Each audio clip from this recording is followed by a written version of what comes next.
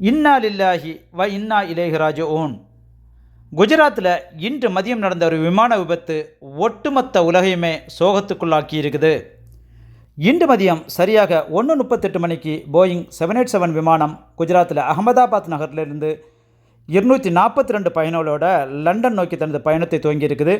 1:38க்கு take off ஆன விமானம் 1:39க்கு, அதாவது ஒரு நிமிடத்தில் கீழ் நோக்கி வந்து அந்த பகுதியில் இருந்த கட்டடங்களில் மோதி கீழே விழுந்து நொறுங்கி இருக்குது. விமானத்தில் 162 இந்தியர்கள், 53 பிரிட்டிஷ், 7 போர்ச்சுகல் நாட்டவர்கள், 1 கெனடியன் மற்றும் 10க்கும் அதிகமான விமான பணியாளர்கள் இருந்திருக்காங்க.